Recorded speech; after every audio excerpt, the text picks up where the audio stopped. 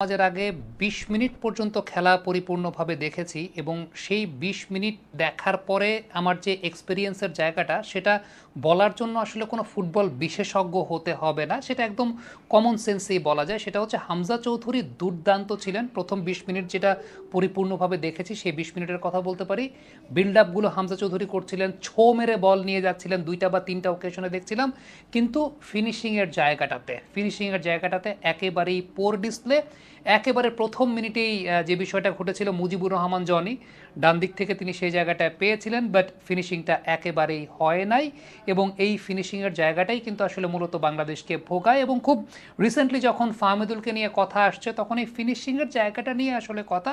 এবং যেটা বলছিলাম যে প্রথম মিনিটে যেরকম একটা ফিনিশিংয়ের জায়গায়, ১১তম মিনিটে হামজার একটা কর্নারের পর গোলকিপার বলটাকে গ্র্যাব করে যখন তিনি কিক মারতে যাবেন, সেই সময়ও আরেকটা সুযোগ তৈরি হয়েছিল। সেই সুযোগটাও আসলে বাঁ দিক থেকে ক্রসটা বা কাটব্যাকটা করতে পারেন নাই সেই জায়গায় যিনি ছিলেন, এবং সেটাও একটা মিস। মানে প্রথম ১০ মিনিটের মধ্যেই কিন্তু আসলে ২-০ গোলে বাংলাদেশের এগিয়ে যাওয়ার কথা বা সেরকম একটা ব্যাপার ছিল।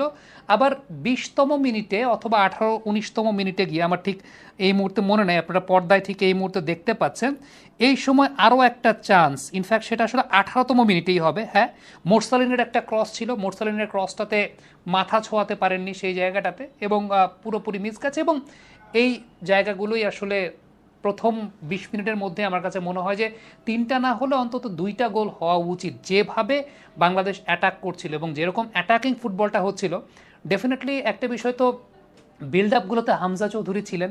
আমি যেমনটা দেখছিলাম যে ছো মেরে বল নিয়ে যাওয়া, এবং খুব ইম্পর্ট্যান্ট একটা বিষয় যে হামজা চৌধুরী যখন ইনিশিয়ালি ওই জায়গাটা ছিলেন, ডিফেন্সিভ মিডে একটু পেছনের দিকে ছিলেন, আলটিমেটলি ওপরের দিকে বাংলাদেশ আমি দেখছিলাম যে বেশ ভালো অ্যাটাক করতে যাচ্ছিল।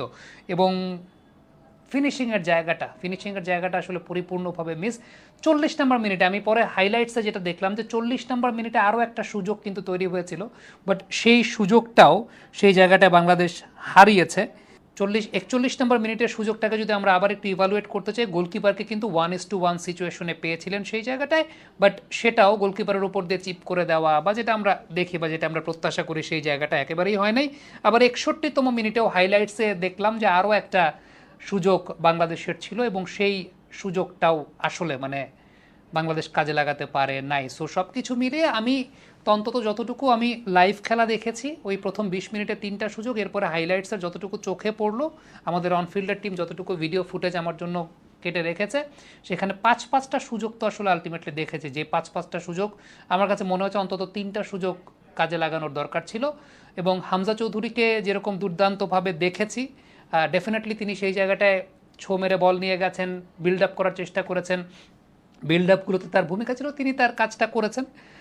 এবং ওই যে আবারও একটা কথা চলে আসে আসলে যে হামজা চৌধুরী তো আছেন সিডিএম পজিশনে, কিন্তু ওপরের দিকে ফিনিশিং টাচটা করা বা ফিনিশিং দেওয়ার জায়গাটা, এইখানেই তো মূল সংকটের জায়গাটা। এবং এই সংকটের জায়গাটা আমার কাছে তো ব্যক্তিগতভাবে মনে হয় আসলে ওই রেগুলার বেসিসে গোল করাটা, সেটা মনে হয় এমিলি ভাই, এনামুল ভাইয়ের পরে আসলে খুব কি বেশি ওইভাবে দেখেছি রেগুলার বেসিসে একদম গোল করতে পারা বা ফিনিশিংয়ের সুযোগটাকে কাজে লাগানো।